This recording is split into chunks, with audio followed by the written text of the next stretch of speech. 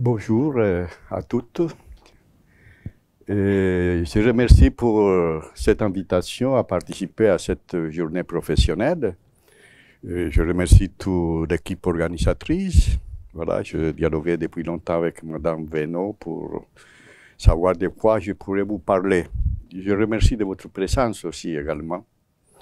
Bon, voilà, par rapport à éveil, je voudrais me centrer simplement à l'éveil langagier.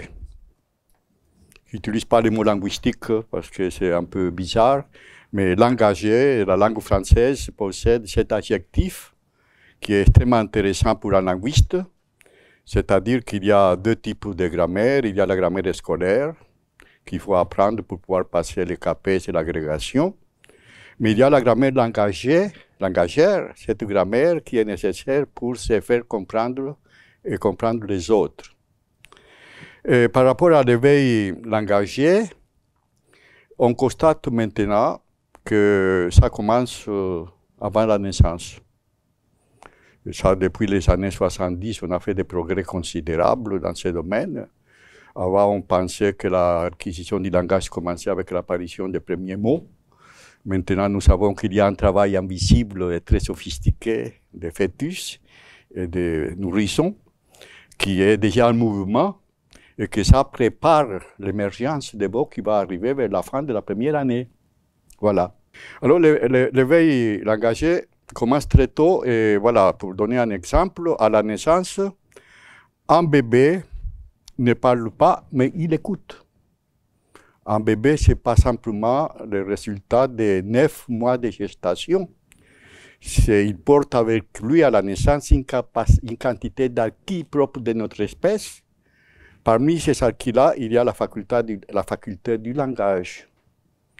On la connaît depuis Broca, quand il a découvert que s'il y avait une lésion du côté gauche du cerveau, on devenait aphasique.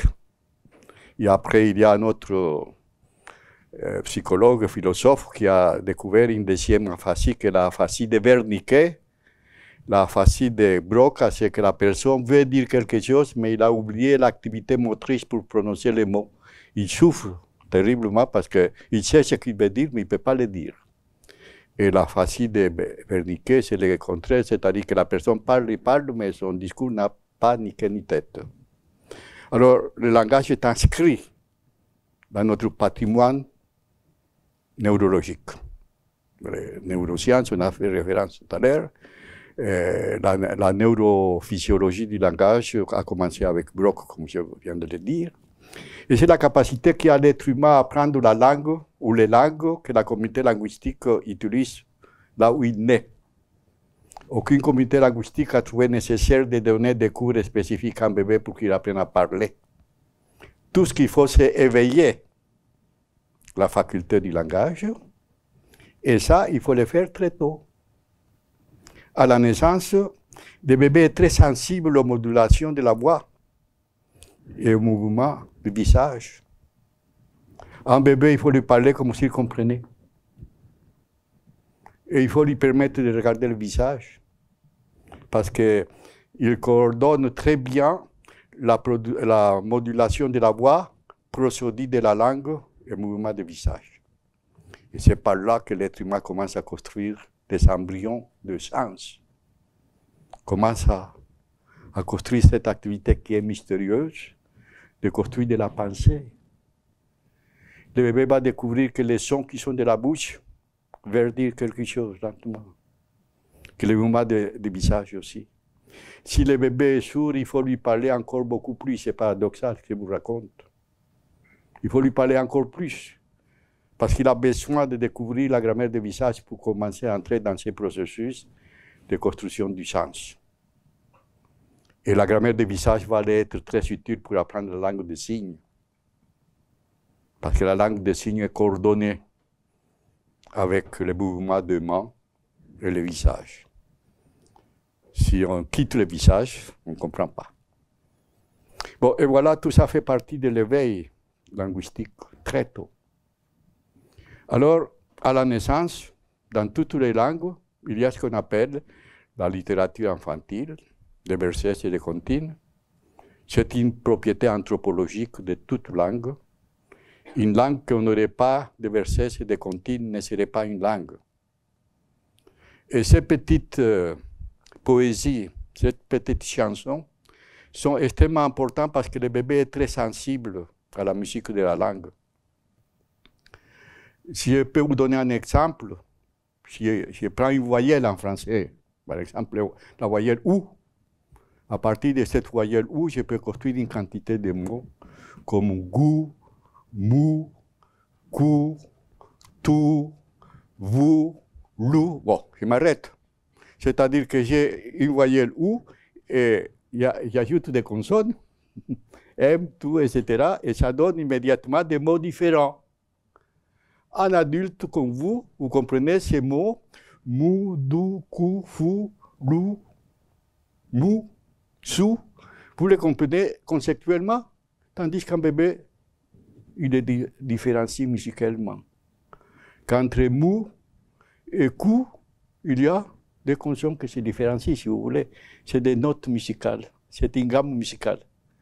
Alors on a découvert que ce qu'on appelle les consonnes ou les phonèmes, pour utiliser un mot un peu plus bizarre, les phonèmes d'une langue sont la gamme musicale que la langue va utiliser pour construire tout le lexique.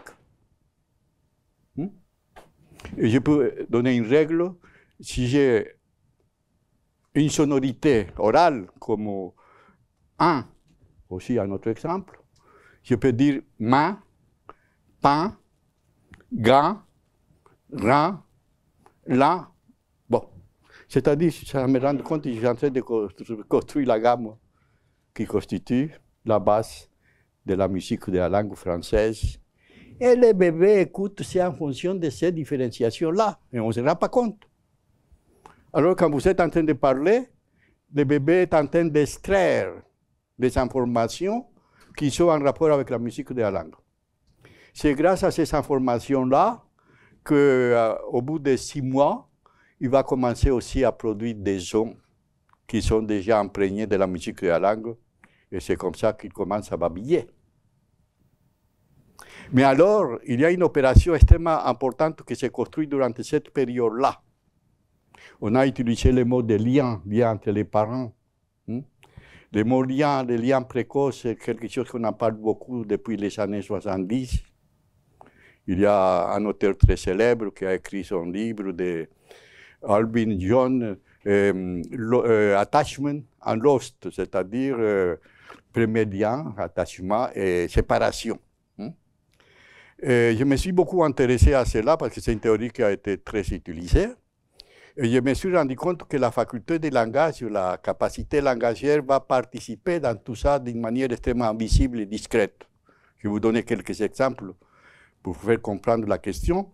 C'est-à-dire qu'un bébé, qu'est-ce qu'on fait? On le nourrit. Ça lui produit des effets. On le caresse, ça lui produit des effets. On lui parle, là, ça lui produit des effets. On lui chante une berceuse, ça lui produit des effets. Une comptine, ça lui produit des effets. La séparation, ça lui produit des effets. L'absence, ça lui produit des effets. C'est-à-dire qu'on est entouré de pratiques sociales considérables. Et le bébé est là, en train d'extraire de tout ça.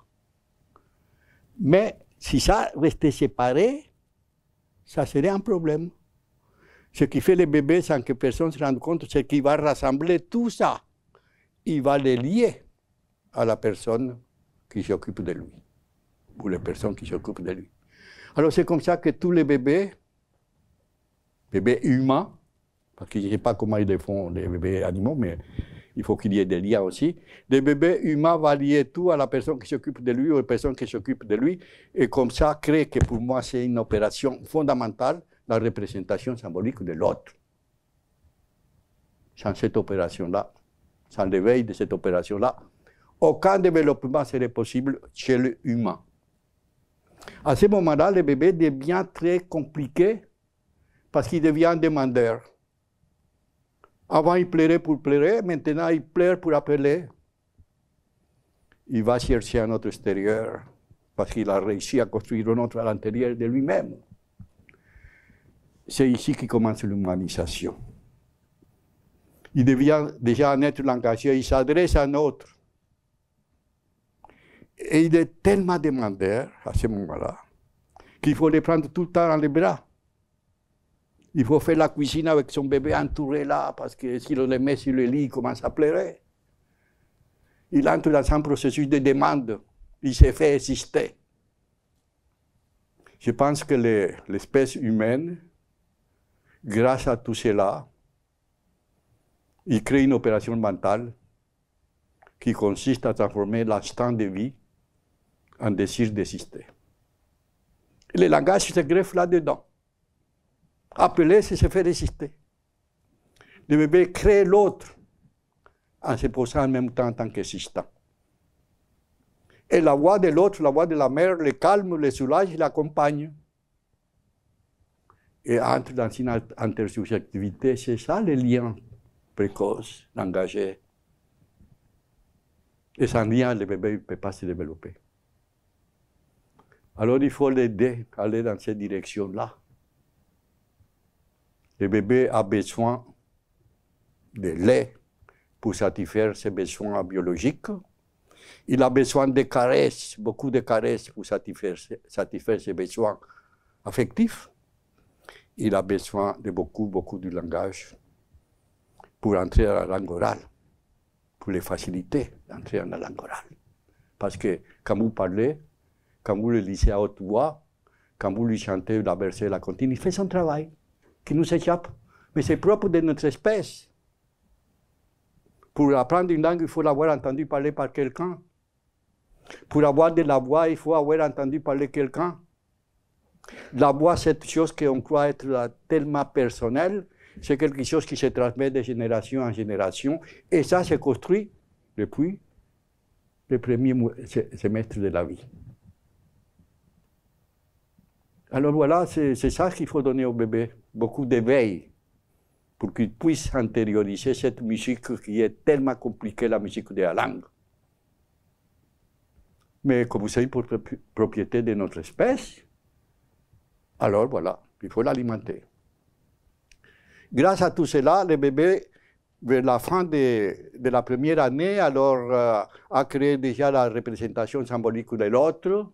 Le bébé, il peut convoquer l'autre quand il est absent, c'est-à-dire lorsque on déposite un bébé dans la crèche, le bébé est capable de penser à sa mère, parce qu'il a construit déjà dans son esprit à l'autre. Il est capable de le convoquer. Et convoquer l'autre par la pensée, c'est une manière de se faire auto-accompagner. Mais ça ne se voit pas. Et se faire auto-accompagner, c'est une manière extrêmement importante. On commence à créer ce qu'on peut appeler l'autonomie psychique. Le bébé attend, crée l'attente. Il attend le retour de la personne qui vient le chercher. Et si un jour, par un embouteillage, on arrive en retard, il n'est pas content. La maman dit bonjour, ou le père dit bonjour, et quand les choses sont normales, il sort immédiatement, il reconnaît la voix de ses parents. Mais si un jour, par un embouteillage, on arrive en retard, alors il reste dans un coin, il boude. On n'a pas respecté le rythme qu'on lui avait imposé. Le bébé est assoiffé de rythme alimentaire, des rythmes de présence à sens, des rythmes de la versesse et de la comptine, de la poésie, des beaux textes littéraires. Une langue orale, c'est une musique socialement partagée. C'est ça la langue langagère. Et tout ça fait partie effectivement au développement complexe d'un bébé. Et grâce au rythme, il peut anticiper ce qui va arriver avant que ça arrive. Alors, quelle autonomie mentale incroyable. Mais ça ne se voit pas. C'est pour ça que quand je parle, je n'utilise pas de PowerPoint, parce que je ne peux pas montrer ça dans un PowerPoint. Mais j'espère qu'avec mes mots maladroitement prononcés, vous pouvez me suivre dans ce que je suis en train de vous dire. Et voilà que c'est comme ça que le schéma commence à se construire. Ça se construit, ça apprend beaucoup de musique de la langue. Si on lit beaucoup des histoires, il apprend des mots, même si on ne se rend pas compte, même s'il ne sait pas prononcer encore. Et dans toutes les cultures, alors les bébés commencent à montrer du doigt ce qui les intéresse du monde extérieur. Et l'adulte, s'il est généreux, il regarde ce que l'enfant montre. mais il montre pour partager avec quelqu'un. J'observe beaucoup les enfants et je vois que le bébé, il montre, mais il regarde le visage de celui qui est à côté de lui pour voir s'il a la générosité de regarder ce qu'il est en train de montrer. Je m'étais trompé au début, je disais, ah, il montre la présence d'un objet, là, non, c'est beaucoup plus compliqué que ça. L'objet que l'enfant voit produit un effet antérieur et immédiatement l'utilise pour le partager avec l'autre. Ça veut dire que la psyché a créé un espace. Le premier espace que l'humanité crée, c'est la représentation symbolique de l'autre. Il occupe un espace. Et c'est à partir de cet espace que tout va s'organiser, toute l'humanisation va s'orienter. Montrer du doigt, c'est s'adresser à quelqu'un. Cette chose qui est là a produit quelque chose dans ma petite tête. Je le partage avec toi. C'est mystérieux ça, que l'enfant ne puisse pas se le garder, qu'il faut le montrer. C'est des difficultés parfois avec les enfants autistes. J'ai travaillé beaucoup dans ces institutions. Et les enfants autistes, parfois, ils ne montrent pas du doigt. Et au moment où ils commencent à montrer, ils ne sont plus autistes. Et alors, ce acte de montrer, on voit que le lexique peut s'apprendre là-dedans. Que c'est l'enfant qui montre et l'adulte qui nomme ce que l'enfant montre. Et c'est important, cela. Et l'enfant montre, c'est les choses qui sont en mouvement. Que les chiens qui passent, l'oiseau qui vole, la moto qui fait des bruits. Et l'adulte généreux va nommer, ah, tu as vu ça, c'est beau ça, c'est joli ça. On l'amène loin dans les structures de la langue. Et l'enfant, il apprend ça. Sans problème. On n'a pas besoin de l'expliquer la grammaire, rien du tout. Il apprend ça, simplement. À condition de lui donner. À condition d'alimenter. Et c'est comme ça que le lexique arrive dans la langue. Et la lecture à haute voix. Nous, on la pratique lecture à haute voix individuelle dans un petit groupe de 4-5 enfants depuis les années 82. Pourquoi individuel? Parce que on met les livres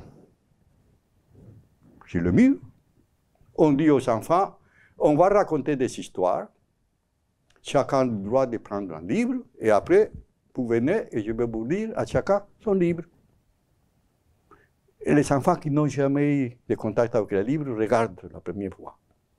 Mais les autres qui connaissent déjà, ils courent. Mais comme on fait des séances régulières, il faut respecter un rythme, créer un rythme et le respecter. Toutes les semaines à telle heure. Voilà. Alors les enfants intériorisent très vite cette musique culturelle qu'on leur propose. Et on le fait en présence des parents et des professionnels comme vous, pour qu'on découvre l'intérêt qui porte l'enfant pour ces moments partagés. L'enfant se met en position d'écoute. Il faut alimenter la capacité d'écoute. Nous passons notre vie à parler, à écouter. Et l'enfant qui écoute apprend tellement de choses. Ça ne se voit pas. Et les enfants commencent à entrer en contact avec les livres. Et comme on lit parfois à côté de l'enfant découvre l'espace culturel des livres. C'est très complexe, l'espace culturel d'un livre. Un livre, ce n'est pas comme un objet que je prends et tourne dans tous les sens, il continue à être le même objet. Dès qu'on ouvre un livre, on est dans une culture. Toutes les cultures n'organisent pas l'espace intérieur des livres de la même manière. C'est pour ça que les bébés regardent, l'enfant regarde beaucoup le visage pour voir dans quelle direction on est en train de lire. Si on va dans cette direction-là, si on est en Arabie Saoudite, c'est dans une autre direction. Si on est au Japon, dans une autre direction, etc. Et tout ça, c'est un dialogue avec le schéma corporel, qu'il y a en haut, bas, droite, gauche. Bon, je ne connais pas ces mots-là, mais il y a un dialogue entre l'espace culturel et libre et le schéma corporel. Et savoir ouvrir un livre, dans le bon sens, c'est déjà être dans une culture. Et les enfants qui ont appris ça très tôt, parce qu'on lit des histoires, et l'enfant se rend compte que les adultes passent des pages, l'enfant découvre une propriété de livre, c'est qu'il a des pages qu'on peut les passer. Et après, c'est lui qui doit passer les pages. Il ne veut pas que les adultes fassent. Ça l'intéresse. Il faut avoir la patience de laisser exercer cette activité motrice qui est très fine, passer des pages, on dit, c'est pas évident. Je dis parfois qu'on pourrait mettre des bébés à ce moment-là à compter des billets de banque. Parce qu'ils trient bien tout ça, ça affine les gestes, mais c'est extraordinaire, tout ça fait partie de la motricité. Et voilà que le bébé découvre que dans un livre, il y a des pages qu'on peut lui appliquer certains, etc.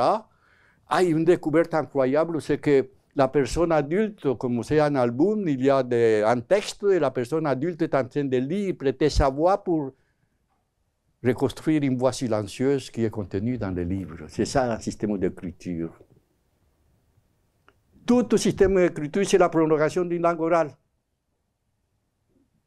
Et il faut découvrir qu'il y a cette espèce de voix silencieuse dans le livre, et le bébé, très vite, le découvre. Le bébé, quand on lui a lu des histoires, à la fin de la première année, il ouvre son livre, il commence à dire ta, ta, ta, ta, ta, ta, ta.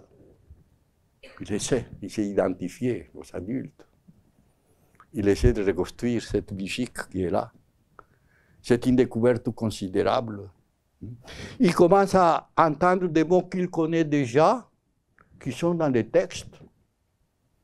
Le verbe être, avoir, vous les prononcez par centaines de fois à la journée. Ça entre très tôt comme musique, pas comme mot écrit, comme musique, dans le lexique mental des bébés. Alors on va écouter des musiques qui sont déjà là, qui sont contenues dans des livres. Ça commence à créer une espèce de relation très profonde, un lien entre l'enfant et les livres. Oh, il y a des choses qui sont là aussi, mais qui sont ici. C'est comme ça que les bébés commencent à donner des sens à ce qui s'écoute. Et ils vont découvrir de nouveaux sens, des quantités de sens qu'ils ne comprennent pas. Mais il va s'enrichir de musique et de langue, et lentement il va commencer à découvrir les sens des mots, sans lui donner d'explication. Parce que c'est une capacité naturelle de l'être humain. Et voilà, c'est ça le travail qu'il faut faire avec la petite enfance. Raconter des histoires, lire des textes de haute qualité, littéraires, poétiques. Tout ça alimente la capacité de penser parce que la petite pensée du bébé se met en mouvement. Il comprend ce qu'il peut comprendre.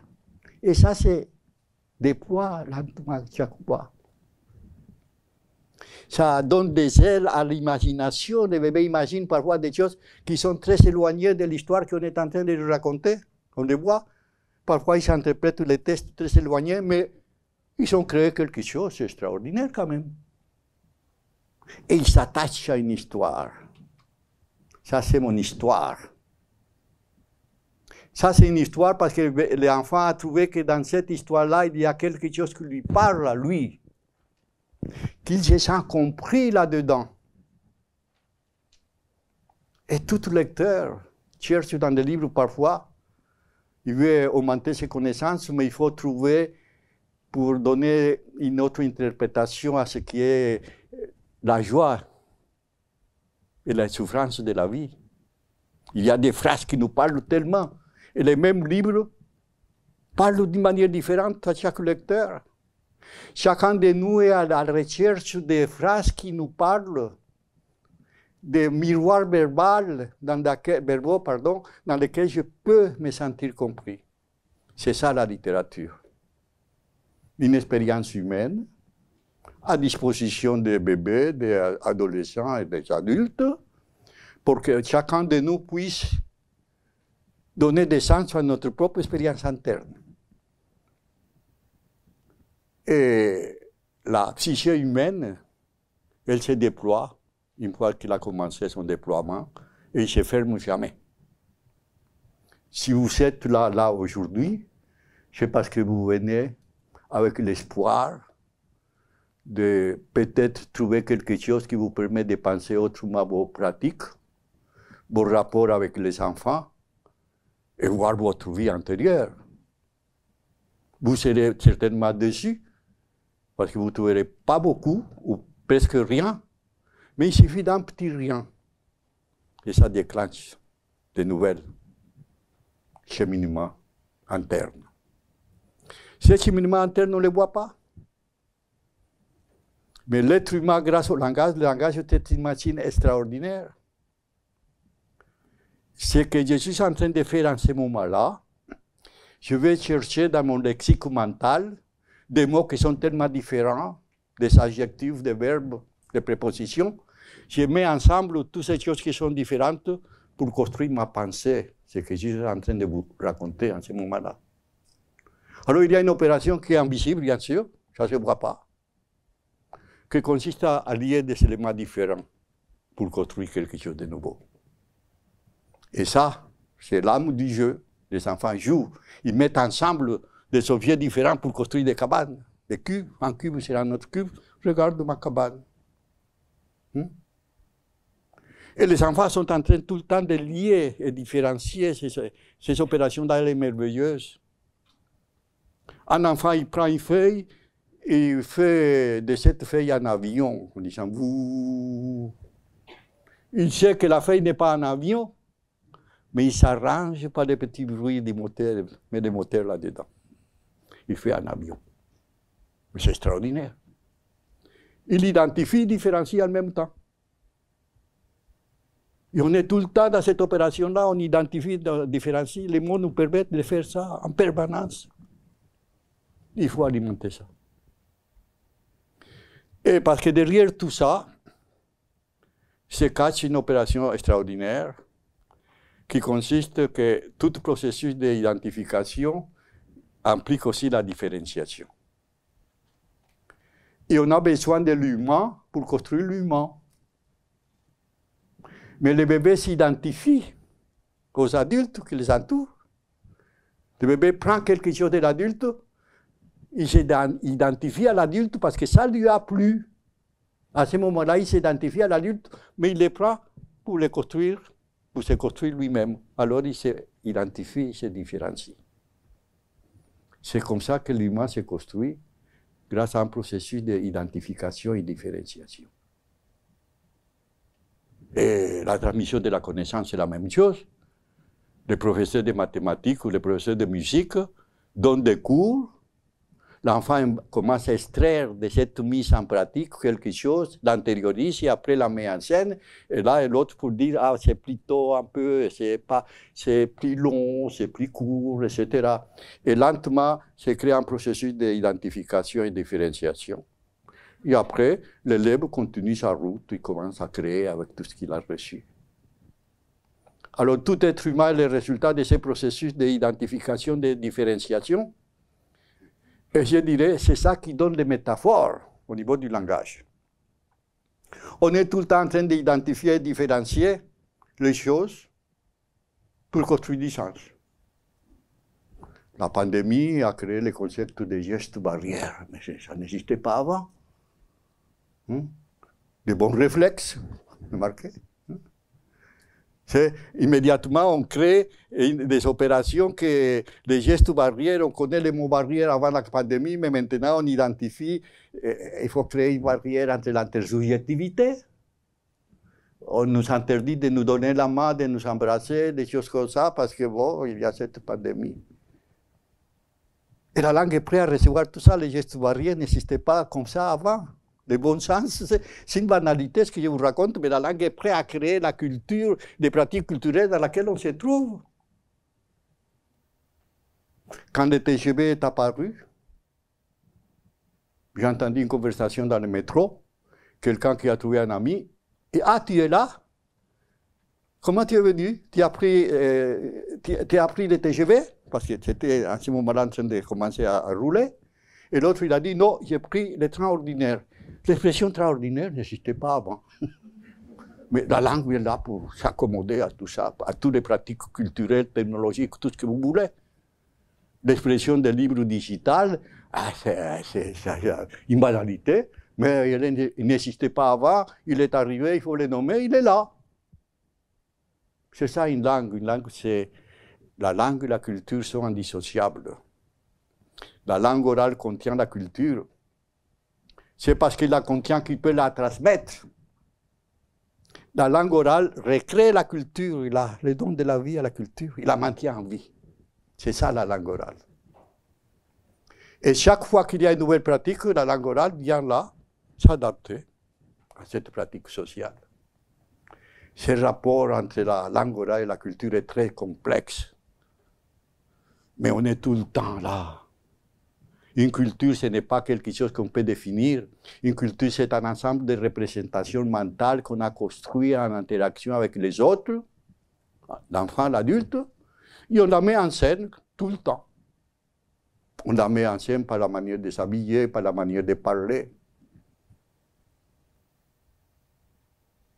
Et ce qui est assez étrange avec l'être humain, c'est qu'une fois que le lexique commence à apparaître, se crée une révolution mentale. Et je pense que pour la comprendre, voilà, je vais vous donner un exemple. Nous avons des sens comme les animaux, nous entendons, probablement les animaux entendent, mais ils ne s'écoutent pas. Écouter, c'est une propriété de l'espèce humaine, que ça veut dire qu'il veut comprendre quelque chose. Entendre, on entend des bruits qui passent dans la rue, mais on n'écoute pas les bruits qui passent dans la rue. L'écoute, c'est quelque chose qui est lié au langage. Et voilà qu'une opération extraordinaire, c'est lorsque l'espèce humaine a commencé à mettre en scène ce qu'elle voit. Je ne sais pas à quel moment, c'est-à-dire qu'il est sorti, il a vu un éléphant, et après il est arrivé dans une caverne, une grotte, il a dessiné sur les rochers ce qu'il a vu. Il a fait une représentation de sa représentation interne. C'est une banalité ce que je vous dis là, mais c'est ce qui fonde l'humanisation. Cette opération-là, il ne peut pas la faire un animal. Tandis que pour les êtres humains, c'est une bagatelle. Les enfants commencent très tôt à grabouiller en disant ici, c'est un lion, un tigre, etc. Cette opération de représentation de ce qu'il y a à l'intérieur de soi-même, c'est le lexique d'une langue. C'est pour ça que l'enfant ne parle pas au début, il faut qu'il construise beaucoup de représentations mentales à travers de l'audition, du goût, de toucher, tout ça, l'activité motrice que l'enfant, il prend des objets, il les met dans la bouche, il les mordre, il les suce, il les jette, il les tourne. En faisant cette activité motrice, il va découvrir des propriétés des objets, qu'il y en a qui, si on tape là-dedans, ça produit la musique. Dans les livres d'enfants, il y a parfois qu'il suffit d'appuyer avec un doigt, il y a quelque chose qui sort ou entend quelque chose, et après le bébé, il ne veut pas qu'il soit à vous, vous le montrez une fois ou deux fois, et après c'est lui qui va chercher. C'est-à-dire que par la motricité, l'être humain découvre que les gestes qu'on applique aux objets donnent des informations, comment les objets réagissent par rapport à la motricité, et il commence à créer des informations, c'est-à-dire qu'on tape sur un objet, ça produit de la musique, et ça donne une information entre les gestes de taper sur cet objet et la réponse de l'objet et l'information qui reste dans l'esprit. C'est comme ça que l'être humain construit lentement les propriétés des objets. Et c'est pour ça qu'il faut donner des jouets aux enfants, pour qu'ils utilisent sa motricité. Et il y a un dialogue entre les deux mains. Dans ce niveau, encore une fois, on va trouver des spécificités spécifiquement humaines. Et pousser une pomme de terre, il n'y a que les humains qui peuvent le faire, parce qu'il faut coordonner des mouvements qui vont dans des sens opposés. Si on donne une orange à un singe qu'on l'entraîne à appeler une orange, il fait comme ça. Mais jamais comme ça. C'est la motricité humaine. On a un cerveau. On a une droite et une gauche. En plus, ils sont croisés. Et il y a un dialogue entre les mains qui est incroyable. Les mains dialoguent entre elles. Ça donne beaucoup d'informations. Il faut alimenter ces capacités. C'est pour ça que dans toute culture, il y a beaucoup de pratiques de jouer avec beaucoup de choses. On les donne à l'enfant, satisfaire ce besoin motrice. Ça donne des représentations du monde, tout ça. Et ça apparaît sous la forme de mots. Après, on représente ce qui est représenté dans l'esprit. Une fois qu'on a créé cette représentation par le lexique, l'être humain gagne une liberté d'esprit, c'est-à-dire qu'il va découvrir que tout ce qui est représenté, on peut le représenter. Et la différence des langues apparaît là, que les langues représentent la même chose avec différentes musicalités. Les 5000 langues qui existent actuellement viennent de là. Ce qu'on a là, on peut les représenter musicalement d'une manière différente. Mais ça crée cette possibilité de pouvoir représenter autrement ce qui est représenté. Et que toute représentation, on peut toujours la retravailler autrement. Alors ça nous fait souffrir. Parce que dans la vie politique, tout le monde peut avoir la solution, que telle chose, je la pense comme ça, l'autre non, c'est pas comme ça, c'est comme ça. Tout le monde pense comme il croit penser, et ça nous donne une souffrance de l'intersubjectivité, que ce qu'on appelle la démocratie n'arrive presque jamais comme ça, parce qu'on est tous en train de penser, tout ce qui est pensé peut être pensé autrement, y compris du point de vue scientifique. Il y a un livre qui a été écrit dans les années 70 qui est la structure, la révolution, les structures révolutionnaires des théories scientifiques, c'est-à-dire, c'est qu'il y a de nouvelles théories qui apparaissent pour penser autrement le monde. C'est ça la physique. Tout d'un coup, on pensait le monde comme ça, maintenant on va le penser autrement. Et ça ne s'arrête jamais. Alors c'est pour ça que dans certains moments de la culture, on a créé des concepts comme les dômes, c'est-à-dire des dômes. Un dôme, c'est quelque chose qu'il y a dans une phrase, il ne faut pas la toucher. Parce que si on se met à la penser autrement, ça nous conduit à des trucs que finalement on ne s'arrête jamais. Voilà. Le langage, c'est une chose qui nous donne beaucoup de joie. Il nous fait aussi souffrir intersubjectivement. Et parfois, on souffre de ne pas être écouté, de ne pas être entendu. Alors tout ça, il faut qu'il y ait la littérature parfois. Et la littérature, j'ai une métaphore. Je dis que tout être humain, de la naissance jusqu'à sa mort, est en train d'écrire ce qu'il appelle son livre psychique, son livre intérieur. Et que dans ce livre, on est en train d'inscrire tout ce qu'on reçoit du monde extérieur à travers tous les sens. Le bébé pense sensoriellement avant de penser conceptuellement. Et la poésie, parfois, est une interface entre le sensoriel et le conceptuel. Et voilà, nous sommes, sans nous rendre compte, en train de construire, élaborer, écrire notre livre psychique dans lequel nous inscrivons tout ce que nous recevons du monde physique, du monde social, et tout ce que nous vivons dans notre propre monde intérieur. C'est compliqué, ce monde intérieur. La langue française a un très bel mot, que c'est le mot « éprouver ». Éprouver, on ne peut pas le traduire en espagnol, dans d'autres langues. On dit ressentir, ce n'est pas ça. Éprouver, c'est une expérience interne dans laquelle personne peut se mettre à la place de l'autre. Et après, cet éprouver crée un éveil linguistique pour essayer de trouver les mots qui correspondent à cet éprouver-là. Et on essaie de dire, c'était une impression, c'était comme si, etc., on n'arrive pas. Et à un moment donné, il y a un mot qui apparaît comme qu'on respire, n'est-ce pas? Quand même, je l'ai trouvé. On a créé un lien entre quelque chose qui est parfois profondément sensoriel, corporel, à une activité mentale qui dialogue en permanence. Et le langage, c'est une activité qui dialogue en permanence entre le somatique et le mental. L'activité articulatoire pour produire des sons, c'est une activité corporelle.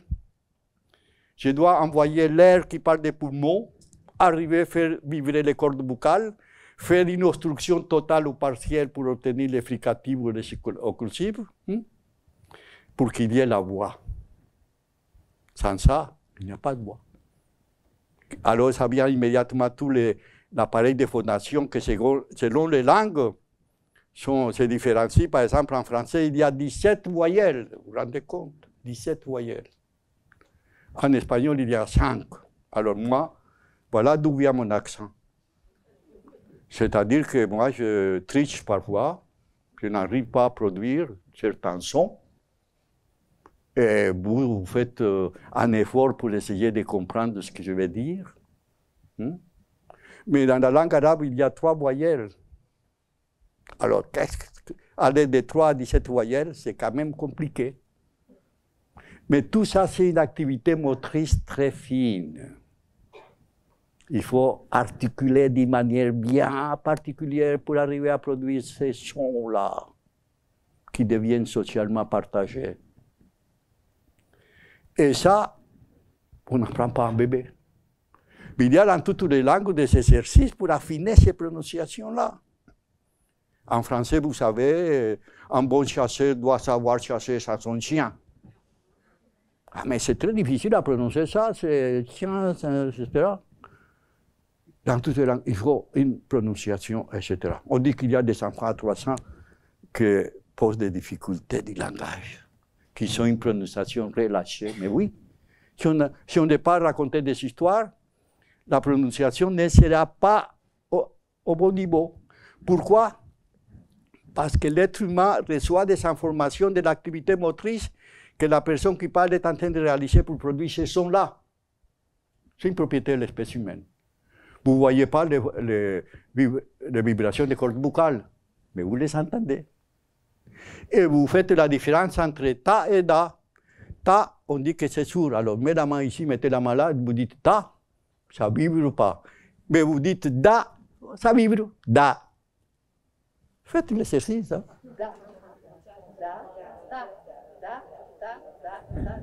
Ça vibre, n'est-ce pas? Ah oui, c'est parce que le T, on dit qu'il est sourd, mais ce n'est pas vrai. Il y a une vibration de quelques millisecondes, tandis que le son qui est sonore des cordes vocales, ça está là. Millisecondes en plus, et ça donne ces vibrations-là. C'est d'une complexité incroyable. C'est ça ce qu'il voulait vous faire comprendre. C'est lire, c'est faire un cadeau parce qu'on donne des informations de l'activité motrice. Il y a la langue de la vie quotidienne, c'est un lexique très réduit, mais dès qu'on entre dans la littérature, qu'est-ce qu'il y a de mots nouvelles? Ça se prononce, les enfants trouvent un plaisir parfois à prononcer ces mots qui sont difficiles. Un entraînement. Entre 2 et 4 ans, l'activité langagière a besoin d'être alimentée. Et les enfants sont capables d'apprendre des quantités de mots par jour, à condition qu'il y ait des adultes généreux qui les font entendre. C'est pour ça que la littérature est très importante. Parce que la langue de la vie quotidienne est très pauvre en lexique. Mais la littérature, ça prend son envol. Et dans la littérature, il y a parfois des musiques qui n'existent pas dans la vie quotidienne. Des passés simples de la langue française, si je me mets à parler passé simple, dans un bar, ils vont me dire, bon, le pauvre n'a pas compris la langue française. C'est une langue qui est interdite dans la vie quotidienne, pratiquement. Mais dès qu'on ouvre un texte de littérature, de poésie, s'il n'y a pas de passé simple, il n'y a pas de poésie, il n'y a pas de beau texte littéraire. À un moment donné, on voulait faciliter l'appropriation de la langue française en éliminant les passés simples de certaines histoires. J'ai dit, mais vous êtes en train d'empêcher les enfants de devenir des poètes et des écrivains. Et ça se transmet comme ça. Un enfant qu'on lui a raconté des histoires, il a écouté les passés simples qui est là, qui apparaît comme une chose naturelle de la musique et de la langue française. Et après, il invente des histoires lui-même et il va utiliser les passés simples, parfois avec les fautes. Il va dire, alors, le lapin parta. Mais quelle bonne nouvelle, il a tout compris. Allez expliquer qu'est-ce que c'est que les passés simples à un pauvre étranger qui arrive. Là, ça ne passe pas. C'est très compliqué. C'est une propriété musicale de la langue française. On l'acquiert dans la petite enfance. Si on laisse que ce soit l'école qui va la transmettre, c'est un peu tard. Je ne sais pas si je me fais comprendre. Bon, c'est ça ce qu'il faut faire avec la petite enfance. C'est vous. C'est vous les humains disponibles que vous allez mettre à disposition de tout cela. La construction interne d'un enfant, je vais la présenter sous la forme d'opération mentale, mais il y a toute une série d'opérations qui font souffrir l'enfant. l'enfant, au début, a une représentation très positive de l'adulte qui lui a donné tout ça pour avoir la représentation symbolique de l'autre. C'est une espèce de Dieu demande ce que tu veux, tu l'auras. Mais très vite, l'éducation commence. Et avant d'aider à prendre des objets, quand il se déplace, on va retirer les objets. Et l'enfant se sent complètement déconcerté, commence à apparaître les premières colères, les caprices, se jette par terre. Il va créer des opérations très bizarres. C'est-à-dire que l'être humain n'est pas venu au monde avec une tendance naturelle à accepter des limitations. Et il crée de sa colère, il va commencer à vivre des expériences internes qui sont douloureuses, qu'il va aimer et haïr la même personne. C'est terrible ça. Mais ça reste toute la vie. C'est-à-dire qu'il faut créer ces béquilles entre l'amour et la haine. Et il avait des liens tellement forts avec sa mère, et il pensait que sa mère c'était que pour lui. Oui. Comme il dit, il voulait être... Mais tout d'un coup, il découvre par la langue, il découvre la représentation de la représentation. C'est-à-dire que l'enfant va découvrir que sa mère, en plus de penser à lui, il pense à son petit frère ou à au père. Ça crée une jalousie terrible. Et c'est le langage qui donne cette jalousie-là, parce que l'enfant peut se faire une représentation de la représentation de l'autre. Et ça fait souffrir. Savoir que la personne qu'on aime pense à quelqu'un d'autre, ce n'est pas aussi drôle. Et c'est des opérations incroyables, comme ça. Et l'enfant découvre la possibilité de dire des mensonges, c'est-à-dire qu'il sait quelque chose, mais il sait qu'on ne peut pas dire autrement ce qui est pensé, représenté autrement, il dit des mensonges. Et après, il y a une tasse qui tombe, et il dit, ah, elle s'est cassée. Et sa mère lui dit, elle s'est cassée tout seul, hein? Alors le mensonge apparaît comme un jeu de représentation mentale. Mais alors le paradoxe du mensonge, c'est que le sujet qui dit un mensonge, c'est qu'il est en train de mentir et pas l'autre. Alors le paradoxe, c'est qu'il est en train de se mentir à lui-même. Et voilà la Société de psychiatrie française vient de publier sa dernière revue, qui est consacrée au mensonge. Je m'avais demandé d'écrire un petit article. J'ai écrit comment est-ce que l'être humain entre dans les mensonges depuis le bébé. Et le titre du livre, c'est « Sommes-nous tous des menteurs ?» avec un point d'interrogation. Alors le mensonge prend une dimension incroyable dans les cultures. Il peut être un petit mensonge, un gros mensonge, des mensonges pieux, comme ça, comme on dit, des mensonges juridiques. Et les réseaux sociaux aujourd'hui, il y a des mensonges pour semer la panique, pour transformer les représentations mentales, etc. C'est un jeu de représentation mentale. J'ai écrit un livre récemment, qui est pour l'instant en espagnol, où j'explique tout ça.